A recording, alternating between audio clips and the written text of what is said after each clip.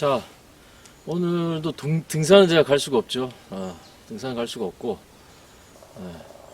무릎 반월 연골 부분에 이제 문제가 생겨서 등산을 가지 못합니다. 제가 최근에 영상을 많이 올린 이유도 예전에는 계속 훈련을 하면서 조금 오지라든가 촬영하기 어려운 곳, 촬영 장비 들고 가는 게 굉장히 부담됩니다. 무겁고 힘들고 그다음 길을 만들어가는 데서 걸리적거리고 이제는 등산을 할 수 없는 상황이다 보니까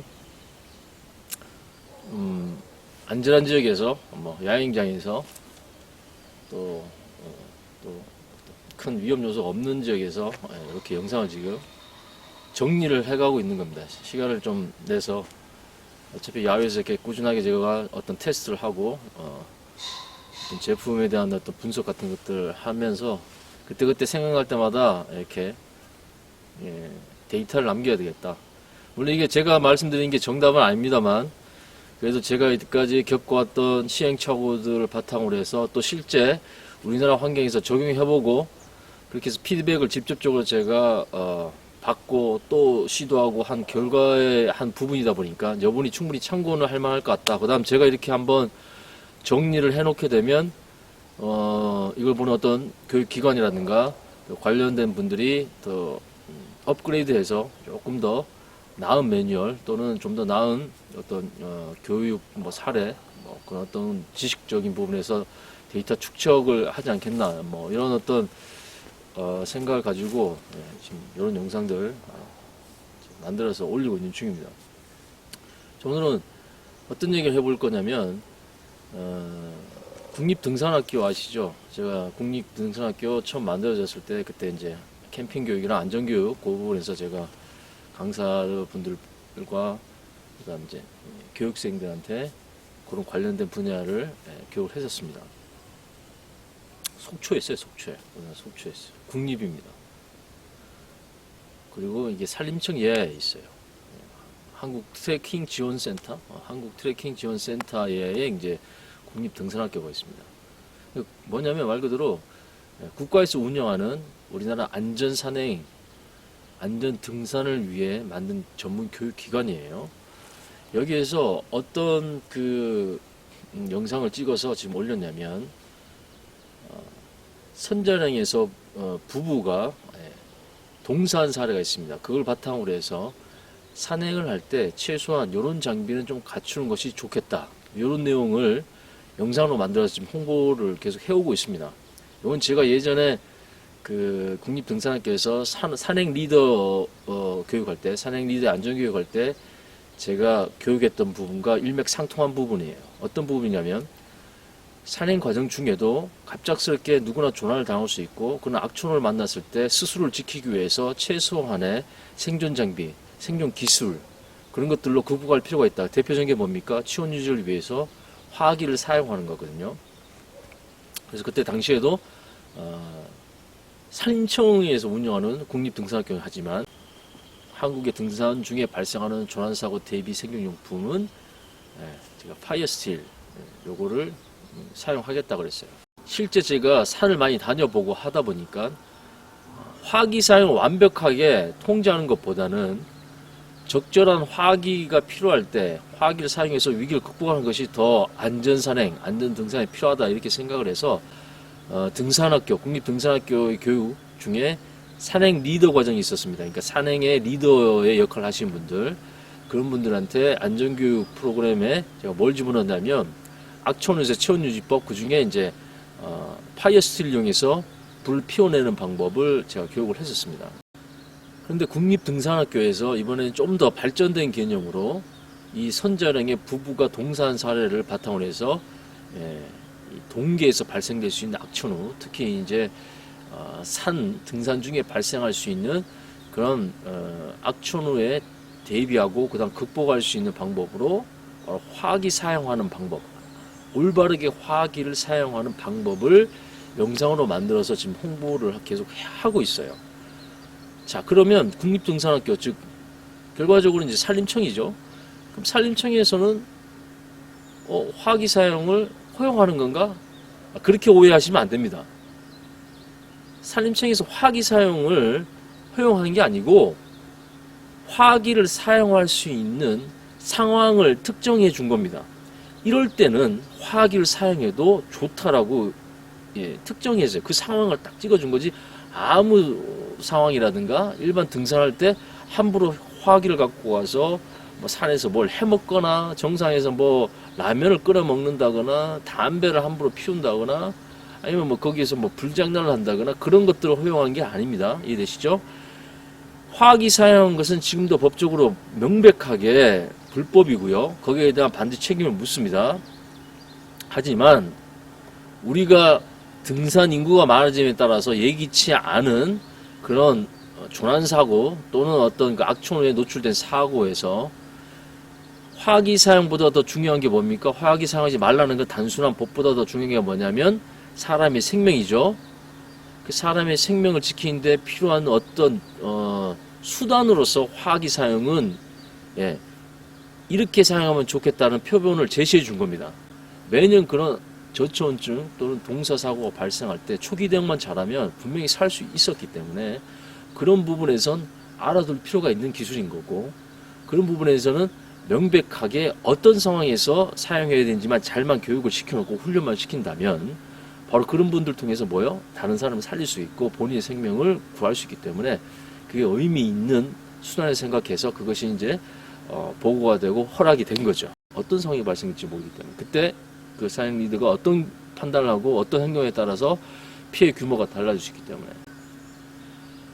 화기를 함부로 사용하는 게 문제지, 화기 사용하는 어떤 필요성이 있는 상황은 반드시 있고 그 상황에서 어떻게 화기를 잘 쓰느냐에 따라서 사람을 살릴 수 있다는 것은 이 공통분모, 이거 교집합이죠. 이게 법을 어겨란 게 아니고 사람의 생명에 존중하는 부분에서는 이런 부분에서 인정해 줄 필요가 있다는 것을 이제 국립등산학교도 이제 공감을 하면서 그 영상을 만든 겁니다. 그래서 잘못 여러분 얘기하시면 이제 산에 갖고 가도 막 버너라든가 불피는 거 챙겨가도 되겠네? 그렇게 생각하시면 안 된다는 거예요. 그런 의도로 만들어진 게 아니고 그런 의도로 영상으로 교육을 하는 게 아닙니다. 그래서 여러분들이 그런 부분에서 좀 걸러서 이해하셔야 됩니다. 화기 사용하는 거는 철저하게 처벌해야 돼요. 지금보다 더 강한 처벌을 해야 됩니다. 하지만 화기를 휴대하는 것에 대해서는 크게 제약하면 안 되는 겁니다. 화기를 잘못 쓰는 것에 대해서는 철저하게 처벌하고 제재를 해야 되지만 화기를 비상 상황에 쓰기 위해서 휴대를 하는 그런 것들을 주머니에 넣고 다니는 게 아니고 이제 약간 비상킷이라든가 응급처치 킷에 넣고 다니는 그런 방식으로 휴대하는 것, 또는 국립등산학교가 제시한 것처럼 버너를 챙겨서 비상 상황에서 쉘터, 그룹 쉘터 같은 것들을 활용해서 내부에 온도를 올리는 그런 용도로 사람을 살린 정도로 쓰는 걸로 챙겨 다니는 그것은 용인할 필요가 있다는 거고, 그 다음 그런 부분을 명확하게 이해해서 그런 상황에만 써라는 것이 핵심이에요. 이걸 또 오해해가지고 함부로 마음대로 국립등산학교가 그렇게 불 써도 된다고 얘기했으니까 불 쓰는 거 직접 보여주고 했으니까 이제 막 들고 가서 산안에 돌아다니면서 뭐 해먹고 라이터 켜고 해도 되는구나. 절대 그런 의도 아닙니다. 그런 측면에서 다시 한번 우리가 그런 상황에서 사용할 수 있는 장비는 어떻게 쓰면 좋고 그때 발생될 수 있는 위험 요소는 뭔지 한번 체크를 해볼게요. 자, 지금 제가 등산 장비를 챙겨왔습니다. 자, 이 배낭이 20리터짜리예요. 20리터짜리. 그래서 배낭이 좀 작은 편이죠. 자, 하지만 20리터짜리 배낭에도 어떤 그 기능이 있냐면, 보다시피 이 통기성을 확보하기 위해서 이렇게 프레임으로 이렇게 집어넣어서 이렇게 등판에 어떤 부담이 덜 되게끔 이렇게 굴곡을 만들어 놨고요. 그 다음 이렇게 메쉬 패드를 이용해서 통기성을 확보했습니다. 이 공간만큼이 공기가 들락날락 하는 거예요. 제가 이거 왜 설명드리냐면, 제가 배낭을 이용하는 거에서 보온 조끼를 사용하는 방법을 말씀드렸죠. 그때 왜 굳이 이 상태에서 우리가 옛날 요렇게 쓰듯이 하면 되지 않느냐, 이렇게 생각할 수도 있겠죠, 일반인 분들은. 근데 제가 굳이 이렇게 뒤집어서 쓰라고 이렇게 안에 물건을 빼고 난 뒤에 뒤집어서 이런 식으로 좀 줄 덮어야 되지만 이런 식으로 뒤집어서 사용하는 것이 낫다고 하는 이유가 바로 이런 배낭들의 구조의 특성들이 있기 때문에 그렇습니다. 모든 배낭이 이렇지 않지만 대부분의 요즘 배낭들은 이렇게 등판의 통기성을 확보하기 위해서 이런 식으로 프레임을 집어넣어서 굴곡을 만들고요. 그 다음에 이렇게 메쉬 패드 같은 걸 넣어서 통기성을 확보해 놨습니다. 이 얘기는 뭐냐면 일반 책가방을 이렇게 매듯이 할 경우에는 이 부분이 그죠? 이 부분이 뜹니다. 그 여기 통기성이 확보되고 굴곡에 의해서 프레임이 들어가 있기 때문에 공기가 들락날락해요. 이러면 보온성이 떨어지죠. 최대한 밀착한 상태에서 심부 온도를 유지시켜주는 게 목적인데 이렇게 되면 이 부분이 취약합니다. 보온성이 취약해요. 공기가 들락날락해서 더 줄이고 싶어도 프레임이 만들어져 있고 굴곡이 만들어져 있고 메쉬가 덧대져 있기 때문에 이 부분에서는 보온성이 그렇게 좋지가 않은 상황이 돼버린 거죠.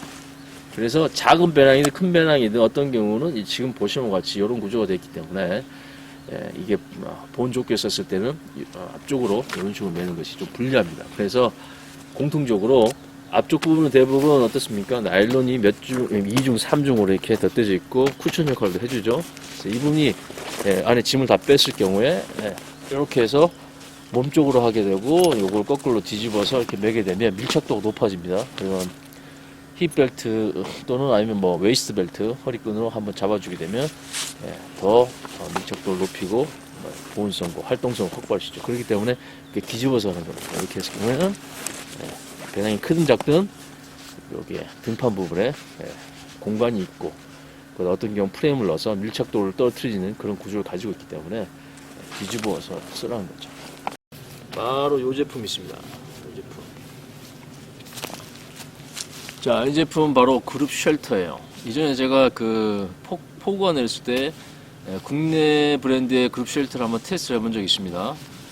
이게 사실 비닐 쉘터보다는 내구성 부분이 더 낫고 어떤 부분에서는 장기적 사용한 부분에서 유리한 부분이 있습니다. 하지만 가격이 한 3배 정도 더 높아요. 저번에는 제가 비닐 쉘터를 보여드렸고 이번에는 이 그룹 쉘터를 보여드리는데 바로 요걸 이용해서 악촌에서 체온 유지하는 것을 우리 국립등산학교에서 보여줬었습니다. 자, 그러면 그것을 어떻게 우리도 보고 또 따라하고 또 준비해야 되는지 한번 해보자고요. 이 세 가지 제품, 그룹 쉘터, 그 다음 가스 스토브 이렇게 사용해서 상황을 한번 보여보겠습니다. 펼쳐서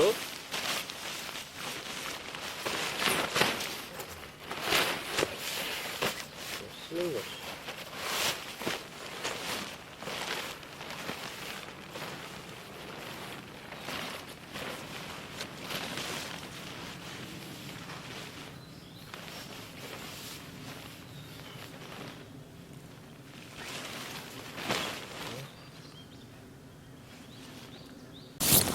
자, 이게 내부의 기본적인 모습입니다. 주변 악천으로부터 2명이 보호받을 수 있는 정도, 그 정도의 공간이 나오고요. 자, 이게 기본 내부 모습입니다. 바깥에 상을 볼 수 있는 이렇게 투명 창이 있고요.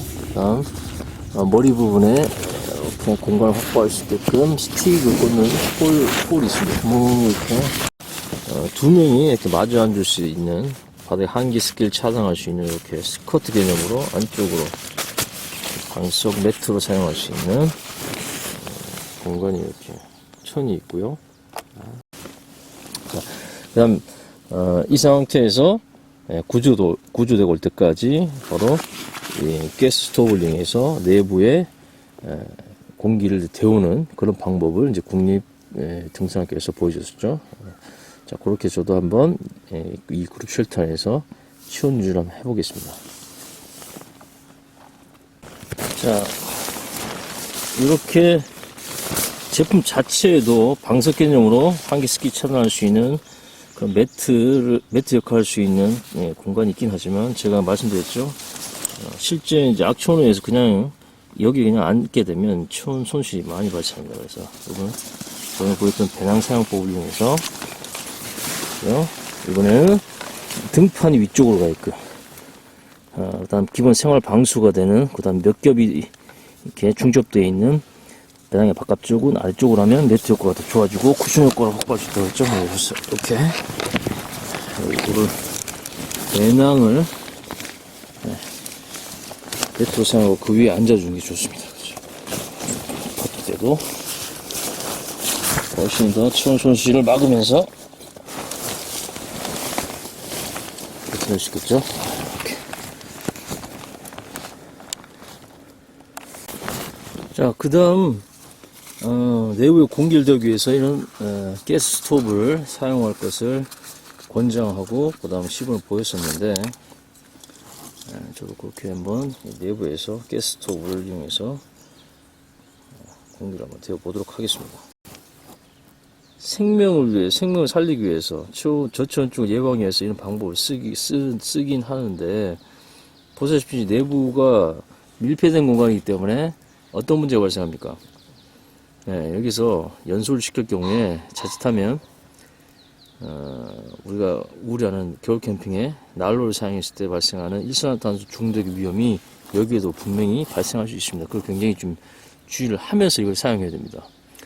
그런 부분이 좀 국립등산학교에서 약간 조금 간과한 부분, 얘기를 안 한 부분이 한데, 물론 일산화탄소 중독되는 그런 어떤 소요되는 걸리는 시간보다는 저체온증으로 위험에 빠지는 그런 시간이 더 빠를 수 있기 때문에 아마 그 부분에 대해서는 설명을 깊게 하는 것 같지만, 밀폐되고 작은 이런 공간에서 자칫하면 이런 화학을 사용했을 경우엔 일산화탄소 중독 위험이 있습니다. 이 내부에 벤틸레이션이 있긴 해요. 아까 보여드린 대로 벤틸레이션이 있지만 그건 충분치가 않습니다. 그걸 충분히 일산화탄소를 배출시키는 데는 충분치 않을 수 있어요. 그런 부분도 여러분들이 좀 알아두고 염두에 두고 이 방법을 쓰시는 게 좋을 겁니다. 가스스토브 작동해야겠죠. 처음부터 세게 틀면 자칫하면 내부에 화재로 이어질 수 있습니다. 이게 큰 사이즈 여유 공간을 가진 그룹 쉘터가 아닌 이런 2인용 쉘터에서는 이 공간 자체가 협소하기 때문에 가스를 너무 많이 틀 경우에는 이 불이 내부에 가스가 찬 상태에서 불이 확 붙게 돼요. 화재 위험이 있죠. 오히려 이런 것들은 더 사용 시 주의사항들을 더 명확하게 알고 있어야 됩니다. 특히 산행 리더분들이라면 처음부터 가스 틀지 마세요. 일단 스탠바이, 라이터라든 파이스트리든 충분히 바로 불을 점화시킬 준비를 딱 하거나, 아니면 외부에서 점화시켜놓고 갖고 와야 됩니다. 공간 지진 같은 게 협소하죠. 그러면 내부에서 당기면 오히려 위험해요. 가스를 틀고 불 붙여야지. 이런 시간에 벌써 내부에 가스가 엄청난 양이 참단 말입니다. 그런 상태에서 이렇게 통풍이 안 된 상태에서 불 붙여버리면 화재를 줄 수 있어요. 보이나? 자, 이렇게 양을 작게 해야 되겠죠? 파이스틸로 붙었습니다. 조심해서 바꿔야 돼요. 이거 기울여주고 하면 불이 확 올라요. 자, 요렇게 내부에서 붙이거나 아니면 내부에서 빨리 불 붙이실 준비하고 가스 양을 최소화한 상태에서 불을 당겨야만이 내부에 가스 가득 차서 이 화재로 이어지는 위험을 막을 수 있습니다. 두 번째, 지금 보다시피 내부에 이 좁은 협소한 공간에 이 가스 스토브를 작동하게 되면 가스 문제가 아니고 일산화탄소가 발생하고 있어요. 그래서 가스 중독 사고를 이어질 수 있습니다. 금방 이 내부의 온도가 더해진다는 장점이 있지만 지금도 몇 초 안 됐는데도 굉장히 매캐한 상황이에요. 공기가 아주 탁하고요. 그다음 여기 일산화탄소가 굉장히 많이 차고 있다는 느낌이 듭니다. 그래서 저 같은 경우는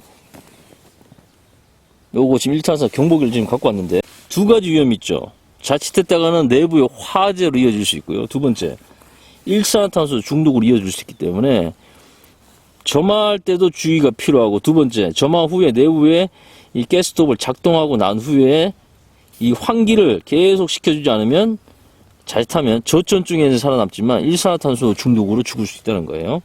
자, 그럼 얼마 정도 시간이면 이 내부에 일산화탄소가 차는지 한번 제가 체크를 해보겠습니다. 지금 엄청 뜨겁습니다.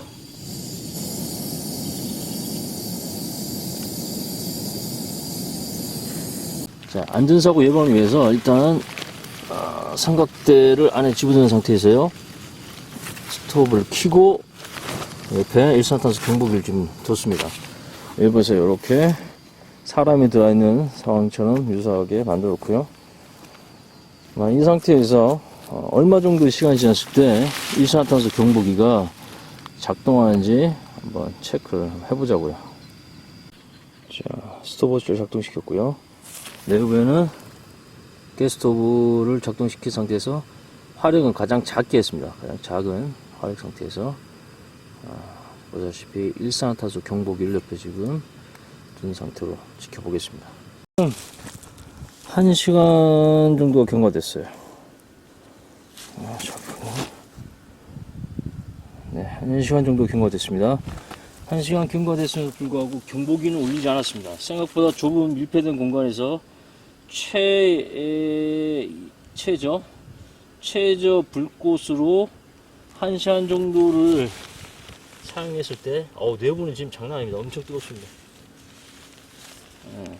그래도 인체에 유효한 수준의 일산화탄소는 아직 발생하지 않았습니다. 그러니까 제가 봤을 때 1시간 정도 사용하고 환기시키는 게 좋은 것 같아요. 근데 실제 제가 들어가서 있어 봤을 때는 한 1분만 지나도 맥혀하고 숨쉬기가 어려웠습니다. 예.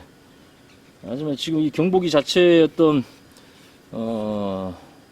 알람 기능에는 반응을 하지 않은 정도입니다. 근데 이 경보기가 뭐 싸구려 경보기는 아닙니다. 하니웰에서 나온 나름대로 신뢰도가 높은 경보기임에도 불구하고 지금 경보기는 울리지 않았어요. 아마 나름대로 벤틸레이션 기능이 잘 작동해 준 것 같고요. 그렇다 할지라도 이번 실내에서 텐트에서도 이런 가스 스토브 사용하는 것은 굉장히 위험도가 높은 일산화탄소 중독 위험이 높기 때문에 이런 비상 상황이 할지라도 이 그룹 쉘터 안에서는 1시간 정도, 1시간 정도를 이렇게 가열하고 나면 환기를 한번 시키고 다시 뭐 1시간 정도 이렇게 사용하기 위해서 분할해서 나눠서 사용하는 것이 훨씬 더 안전을 위해서 효율적인 사용, 안전의 어떤 그 기반을 둔 액션 대비 생존 기술이라 볼 수 있겠습니다. 자, 지금처럼 작은 쉘터에서도 와, 이거 화상이 일 뻔했네. 지금 타고 있어요.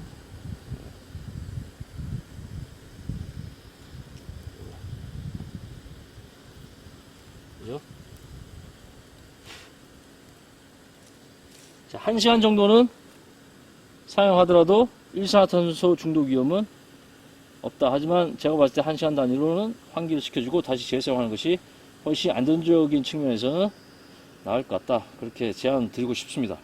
여러분, 제가 이 테스트하고 난 후에 삼각대가 그 가열이 어마어마하게 되는 줄 모르고 잡았다가 화상을 입었어요. 화상을. 역시 화상이란 뭡니까? 응급처치 용품 중에 화살인입니다. 화살인 발라주세요. 화상, 동상, 감염 예방, 총알 불쏘시개. 응급처치 용품으로는 화살인. 깜짝 놀랐네.